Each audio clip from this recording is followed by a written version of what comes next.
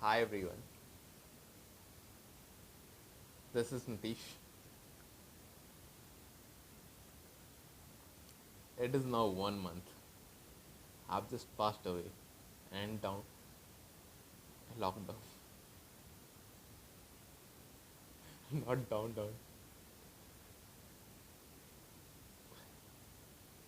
And oil is just crashed. It sold on 21st in negatives. The American oil just went negative.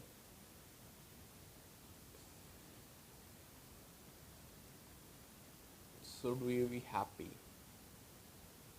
that our import bill, which is full of crude oil, the one of the largest imports bill previous year, have just came down,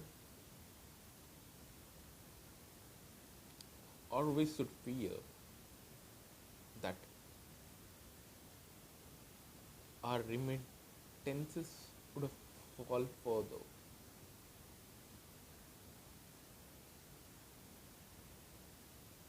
or it would lead to certain form of disability in the Arab world, and which repercussions of which would be felt in our own land. Yeah, there were some instances that due to the boom in oil economy,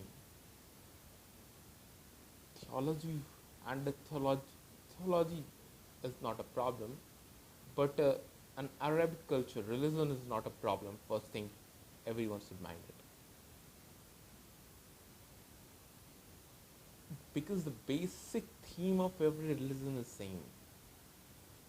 It's just the cultural aspect which people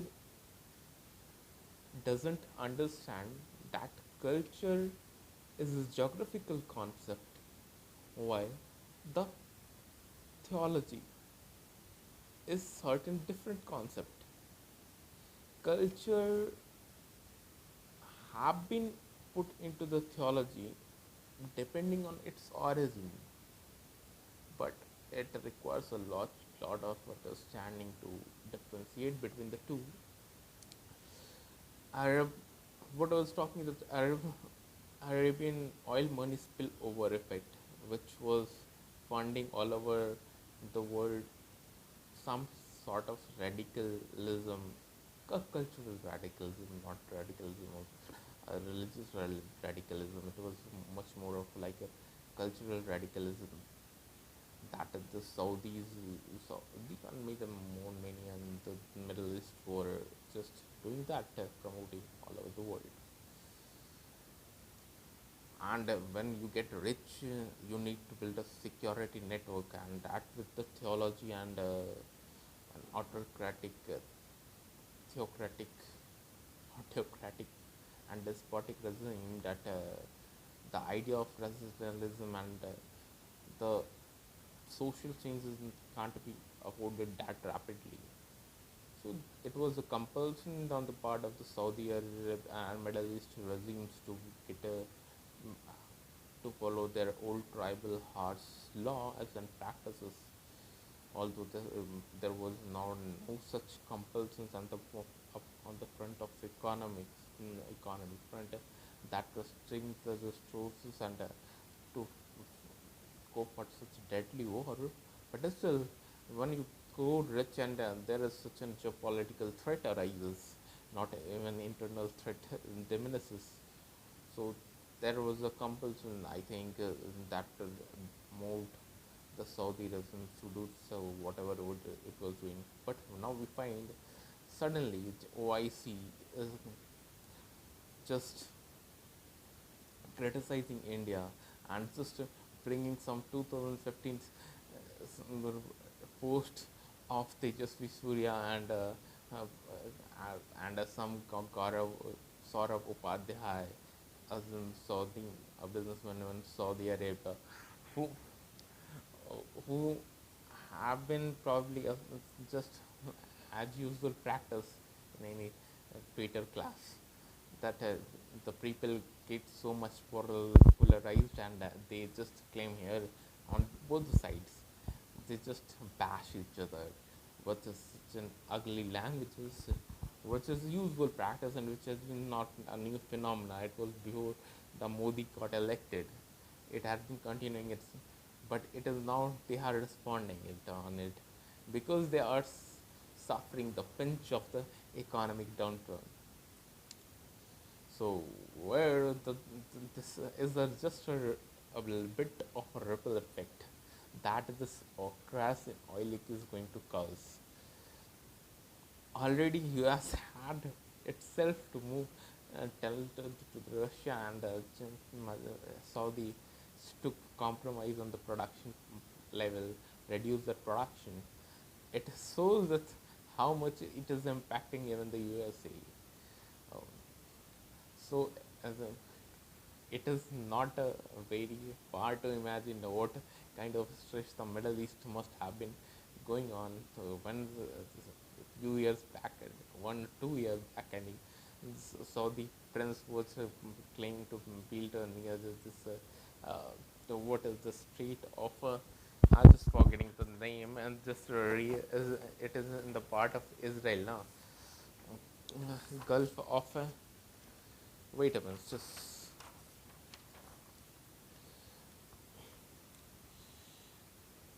Gulf of Aqaba.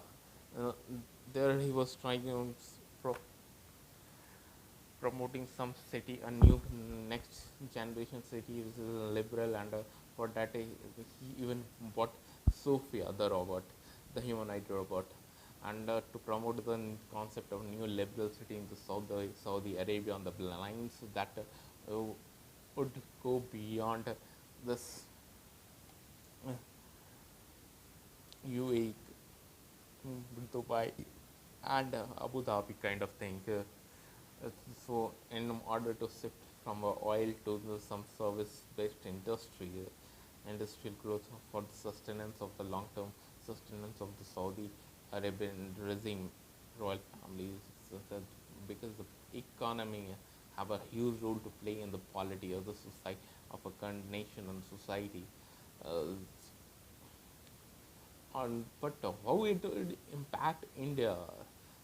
We have a huge population NRI working over in the Middle East. Almost 1.5, I think 1.5 crore people are outside working in India, and we are getting almost 1 lakh crores of rupees in remittances and other things that they bring to their home. They consume their spend there, and they demand the goods and services which are obviously going to come from this in India. Maybe it be the spices, food, other food items, because the once you turn to move to other place, but it's your taste doesn't change as it long. Yeah, though it is a cultural promotion, but yet you can't go completely change food from his platters and completely. It's always there inherent the taste and your childhood that or your mama built up, and the society that you grew on your adolescence and childhood. There has always been, always have been, and always would be a desire for that to go back or to experience that. So that does contribute a lot of our exports into our exports. In fact, ours is one of the biggest exporters also crude oil and oil products. Yeah, though we have a huge refining industry in the western coast, even on the eastern coast of the Jamnagar refineries, Reliance just on based on that only, and we have certain oil companies too that survive.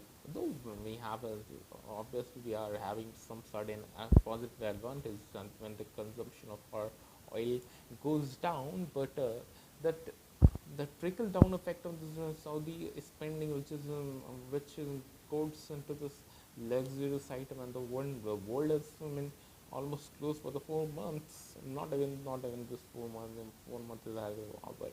It's just around 2 months, and the impact that we are seeing across the world is just never unimaginable in our lifetime, and we have never been.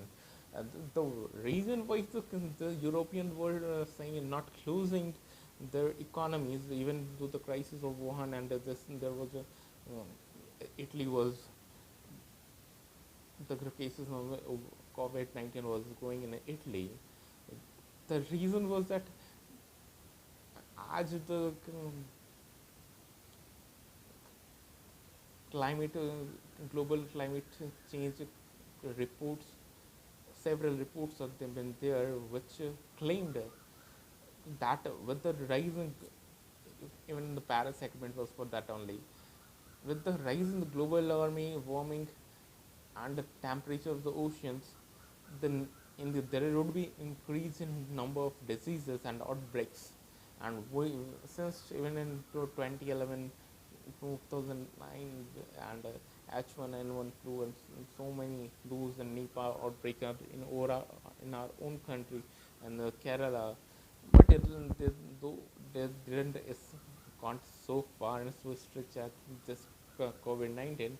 But we have to remember that the last century, uh, around the same time period, 100 years back, the Spanish flu, and there is a certain reports that with the global rise in the global temperature, the new there would be, and the how the world has got too interconnected, there would be a larger number of outbreaks. And if we continue to just shut down our economies and like this, it in the future this would be a threat to the globalization, entire process of globalization, which would be built over so long period of time.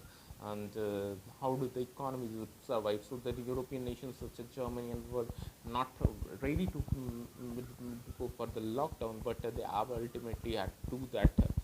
And with such a huge population, our own nation, 1.3 billion plus people, uh, it seems to be the difficult move. We are just right now have reached around 18,000 plus cases, and 500 plus deaths, which have just got, yeah, there may be many more, but what has the official data shows that. And you there has been the cases that this once a virus enters into the environment, and there is no cure for that is going to be, even if once asymptomatic case is there, he can transfer the flu. There are numerous flu although have been in the past, and so many flus have already been, and our body is always sick in every seasonal change catches certain sort of flu. And but this is a new virus, and so it's for that our immunity needs to develop. And we have to, the biggest challenge that we face is that a large amount of population of ours is just poor, vulnerable, and immunity compromised persons. We are there's several report National Family and Health Service and survey, and um, several malnourishment which say about reveal about malnourishment and all that, poverty, hunger reports, that we are almost around 40 crore of our population is that is 0.4 billion of our population is still vulnerable. So this becomes far more challenging for us as a nation. How would we be able to deal with such a crisis like situation? And we already see our cities are too much hazard prone due to the overpopulation, and we don't have a patience to let people live so far. Though we have certain advantages, we are having a 9 months stop as per what is our union minister for the consumer affairs have revealed that we have an 89 9 months is talking our FCI go down for the 85 crore people and can feed, and the harvest season is going on.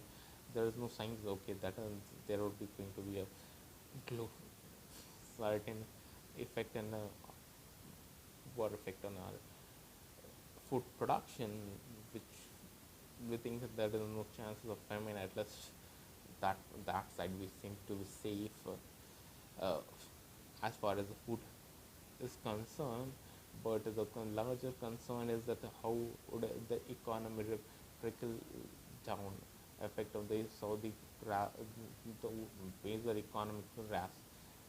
Though our industry is not that much in manufacturing based, but it's our service exports, okay. But the major export, a part of our export was oil. So how would that labor, which have been workforce, which have got out of the job, would we, or would should we continue after 1 month or more with process as usual, and we have already improved our health infrastructure from catering to around 6,000 to 7,000 people for such a disaster to 1 lakh plus beds especially dedicated for the emergency patients for COVID-19 and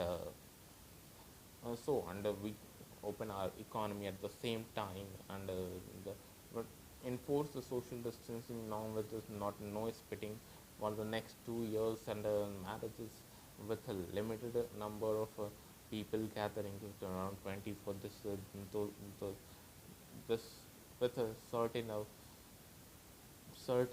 easing in norms and the lockdown norms, we should allow this to go continue, that people are able to just go and do the job and necessary with a certain condition. The government, if there was 100% employee in the same area, we put it with a 70% occupancy, 60 or 70% and somewhere between occupancy level workforce, or like that, so that the social distancing norm could be under unnecessary commutation we could avoid it certainly,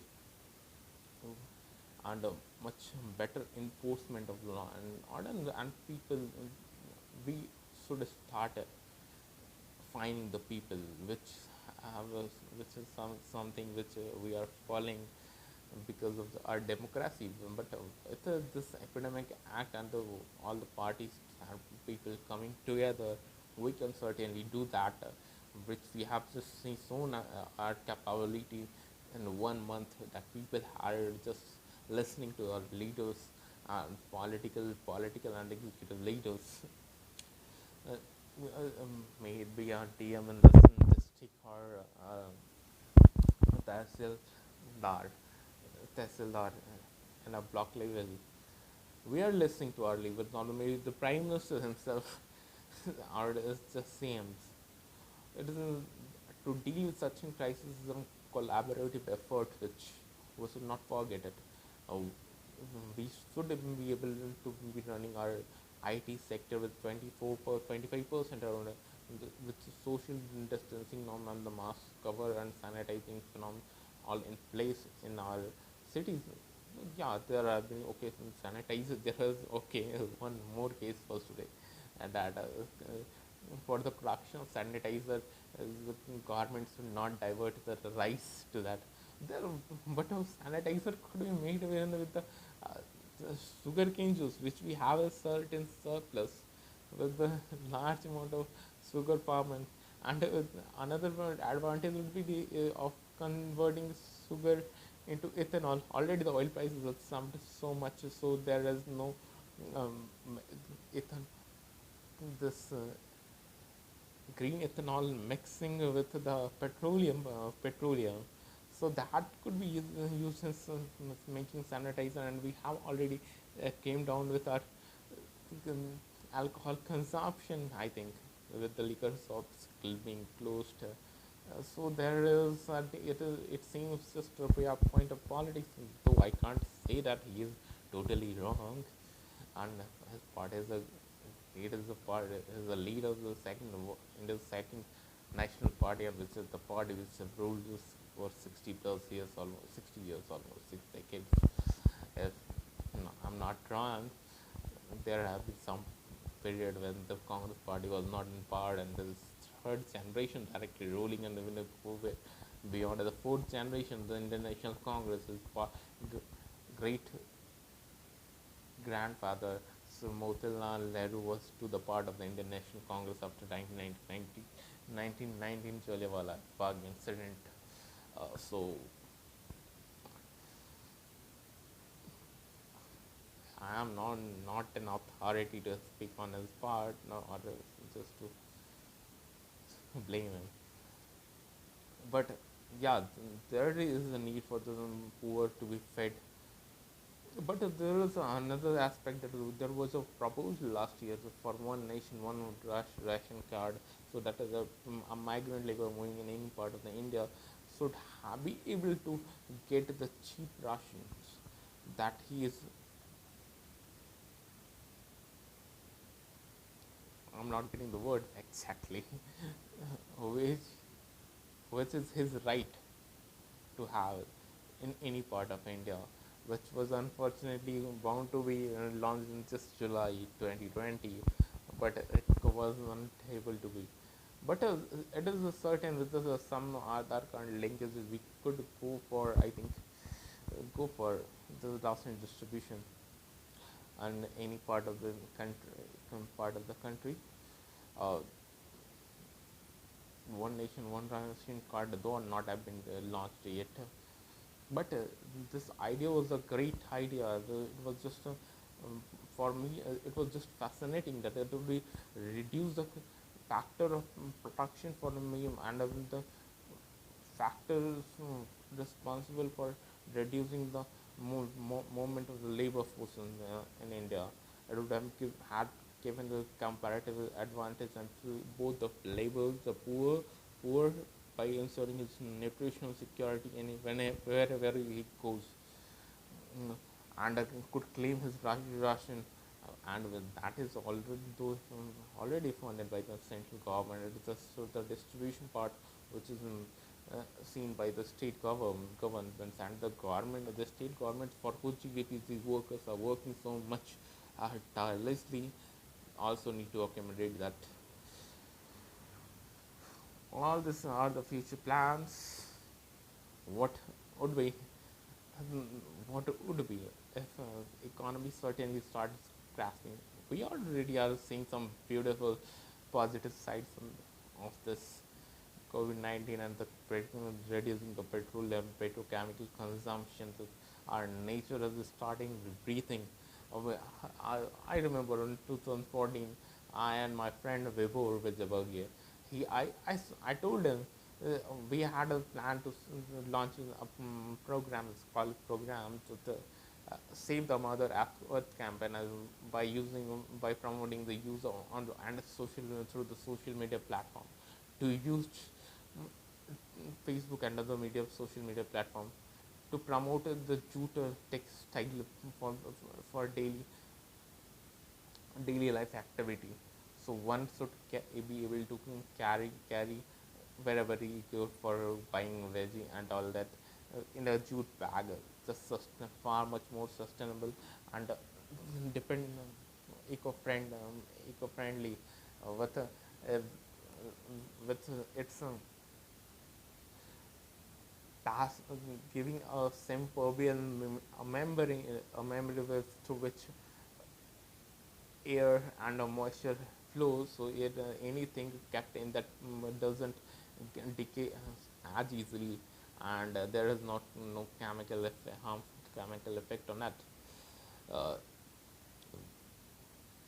Save the other mother earth was a campaign, but it is not the mother earth which is in danger.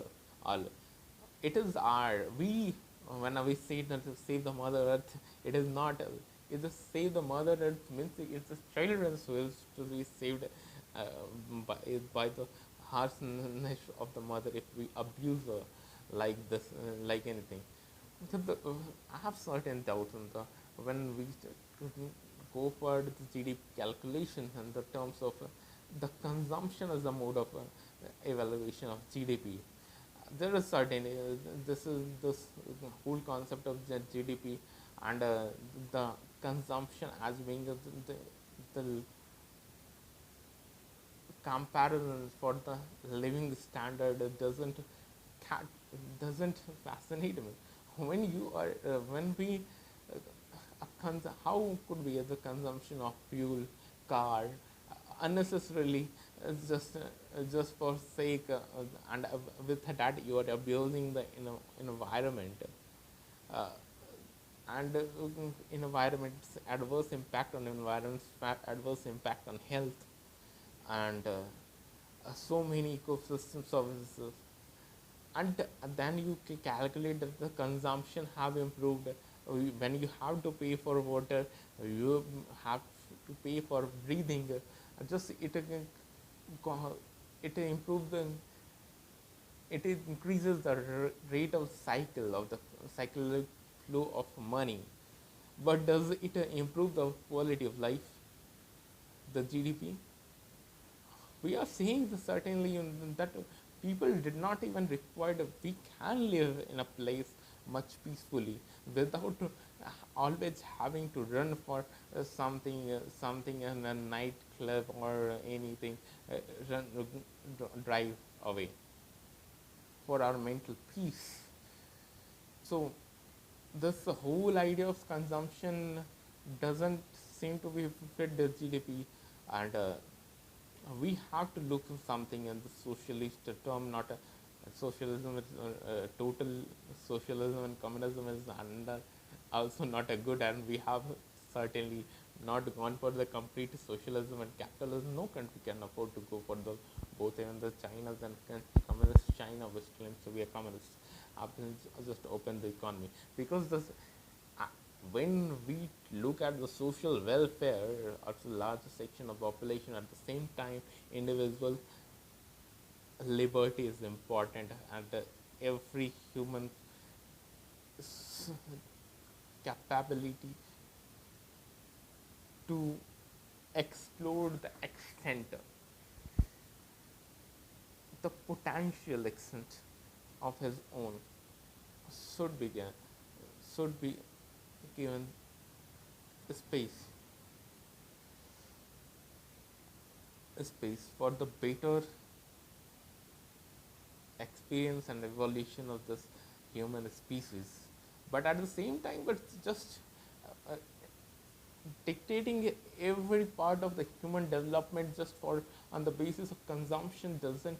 Yeah, the basic consumption, certain basic level of consumption that every human being need is that you should have nutritious food, you should be able to get education, healthcare, uh, right to breathe, quality air, water, a space to roam around, for to jog around, freedom to movement, freedom to explore up to the extent of your entrepreneurial capability for the providing this better services to the people, and exploring the larger potential of yourself and human being, other human beings, by improving, bringing some quality to their life. But overconsumption doesn't determine that you are having the quality, improves the quality of life. This, I think, this is something fundamental wrong with this whole the idea of GDP. Okay, so where were we? Okay, may this be not that this COVID crisis be the time for re-evaluating our whole idea of balancing the whole concept of capitalism, socialism, growth, and all these are a fragility with the environment, and how can things. So we must be it must be a learning experience for the larger crisis, like the Kerala, which was last year. I think last year experience Nipah have got now well prepared for COVID-19. We must prepare ourselves for the next virus crisis, which is going to come, anyway. The next outbreak. We must be prepared, both economically, mentally, and fundamentally, with infrastructure, healthcare system, and all that the government need to government and we the as a people need to be for the next pandemic or crisis, because we have irresponsibly grown our population at the cost of all every other being.